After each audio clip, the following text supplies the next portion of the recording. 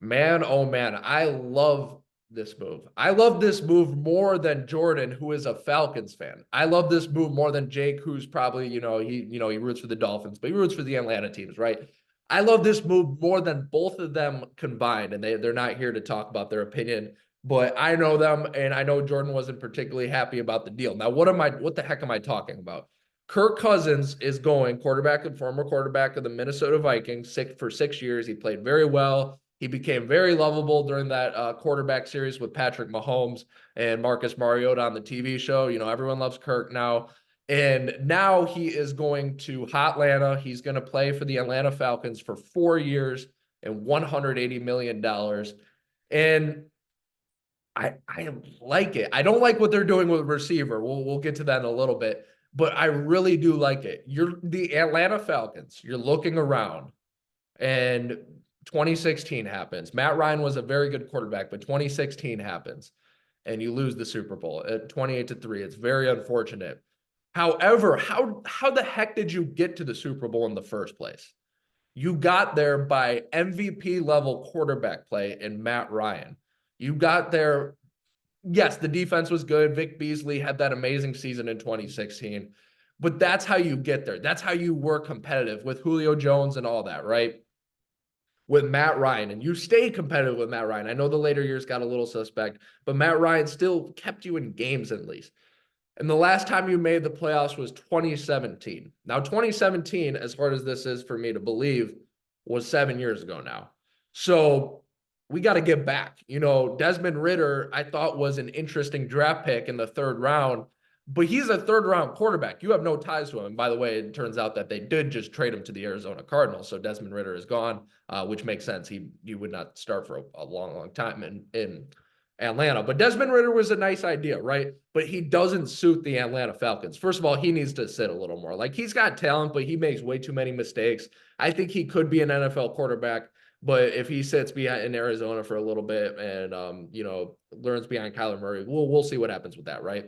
But that's not what this is about. But you're the Atlanta Falcons. You need someone to step in there right away. Your defense is improving. Like, Atlanta had bad defense for a while, but in 2023, if you look by the stats, they actually did have pretty good defense. And what was losing them was Arthur Smith continuing pulling Taylor Heineke and, Desmond Ridder back and forth, back and forth. Yes, were either of them that great? Heck no, they didn't play that great all year long.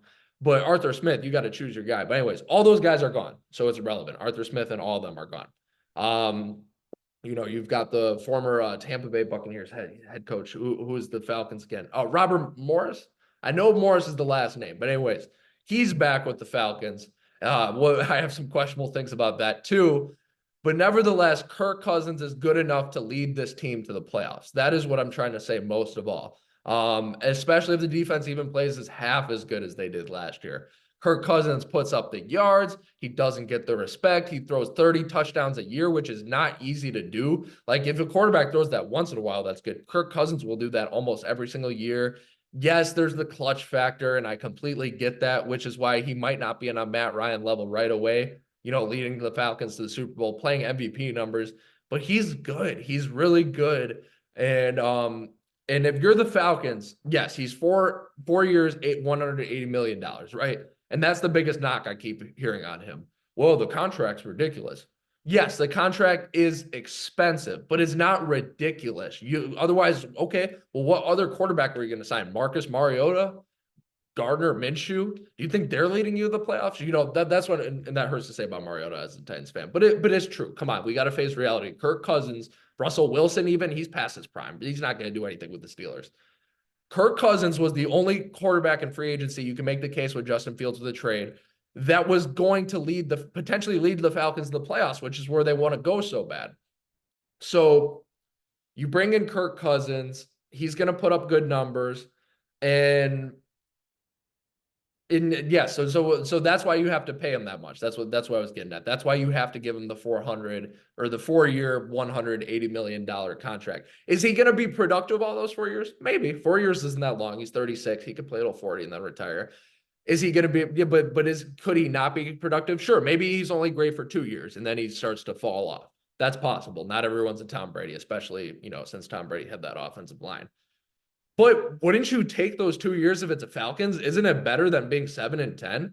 Isn't it better than having Desmond Ridder commit a bunch of turnovers? Isn't it better than losing to the 1-win Carolina Panthers? Yes, that's what I would think, honestly. Not everything is about drafting the best quarterback, which they don't know, by the way. I mean, we saw the Panthers last year, with Bryce Young. Sometimes they hit, but sometimes they don't. So I love this move with Kirk Cousins. Just the last thing I want to talk about is the receiving core a little bit, because I don't know what they're doing. They get the guy from the Cardinals, then the trade with Desmond Ridder. I forget his name. I think it starts with, or that last name's Moore. But then they sign Mooney from the Bears, who was like the Bears' like second or third string receiver in a core that was not great. And they say, he had the famous drop against Cleveland, all that.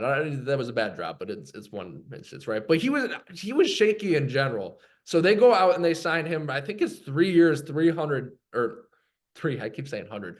3 years, $39 million. They sign him for. That's a lot of money for someone who doesn't produce. Derrick Henry just got 2 years and $16 million. Now I know it's a different position, but I mean, come on now. So there's a lot of spending going on by the Falcons. It's going to come down to Kirk Cousins, but I do believe in the end, Kirk Cousins will deliver at least a wild card performance. Maybe he can even get them a playoff win. And then you can draft the quarterback of the future, let him sit behind Kirk Cousins for a little bit. And that's how you build up.